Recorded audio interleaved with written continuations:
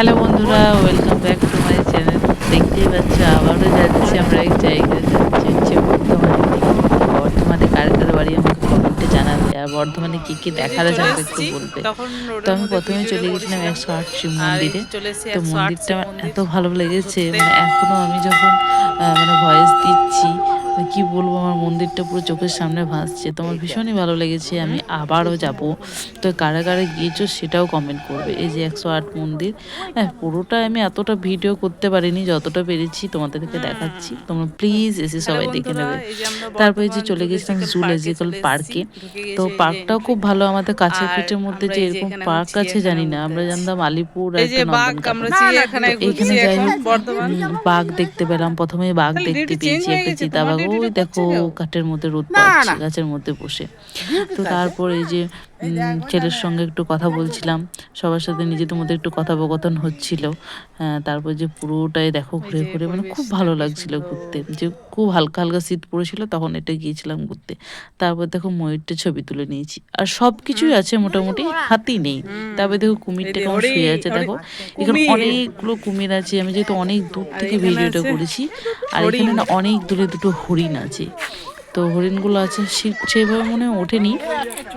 আর কোথায় কোথায়? আমি যতটা পেরেছি করেছি, আর আমরা দূর থেকে ওই পুরো দেখো, লাফালাফি করছিলাম হ্যাঁ ওই তো কুমিরগুলোকে দুটো। দেখে। আর মাঝখানে তো ওই পুরো দেখো শুয়ে একটি, ওই আছে, আর দেখো উপরে একটি, কতগুলো তিনটে আছে তিনটে দেখো, আমরা চারটে। সব হাতে আঙুল দিয়ে দিয়ে দেখাচ্ছি। হ্যাঁ, তোমরা বুঝতে পারবে, ওই দেখো কালো মতো এই শুয়ে যাও না আছে, আমার ওই কাছে। দেখো। আর সত্যি দেখে না কেমন লাগছিল, এবং যে দৌড়ে চলে যায় কাছে, তারও বলছে ভয়ও নামি লাগছিল। যাবে। তো যাই হোক, ঘোরা হলো, দেখা হলো। তোমরা ঘর যেতে তারপর পারবে?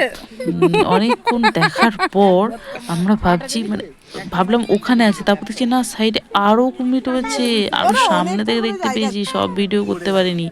তারপরে এই যে দেখো একটু নিজেকে একটু ভিডিও করে করে দেখাচ্ছি। এই যে যাচ্ছি আমি, আমার বরের বন্ধু সবাই আছি আমরা। তাকাচ্ছে না, তারপরে মুখটা এখানে মনে হয় উঠাচ্ছে উট না। পাখি ছিল, উট পাখিগুলো ভিডিও করেছি, মানে অনেক কিছুই ছিল, সব কিছু ভিডিও করিনি, কিছু কিছু করেছি, সেগুলো তোমাদেরকে দেখাচ্ছি। তারপর ছেলে বাইরে কোনো ফালুদা খাবে, 100 টাকা করে ফালুদা। ছেলে তো বুঝে নিয়েছে কি ফালুদা খেলাম।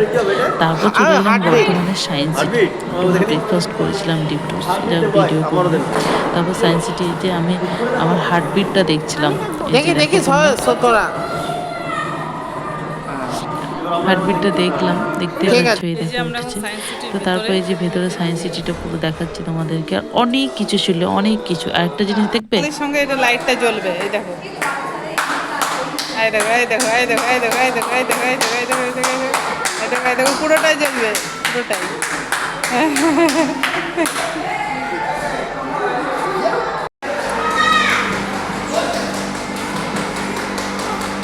দেখতেই পেলে পুরো গাছটা কিরকম হাততালির সাথে সাথে জ্বললো। এদিকে ছেলেরা, তারপরে এই যে আমরা সাইকেল চালাচ্ছিলাম, আমার এত আওয়াজ ছিল না, ভিডিওটা দিতে পারছি না, তাই আমি বলছি ভয়েস দিচ্ছি।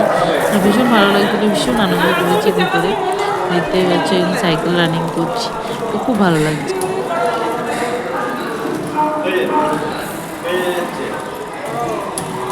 তোমরা দেখতে পেলে তো সবাই সাবস্ক্রাইব করবে। সোটাটা আবার পরে ভিডিওতে দেখতে পাবে।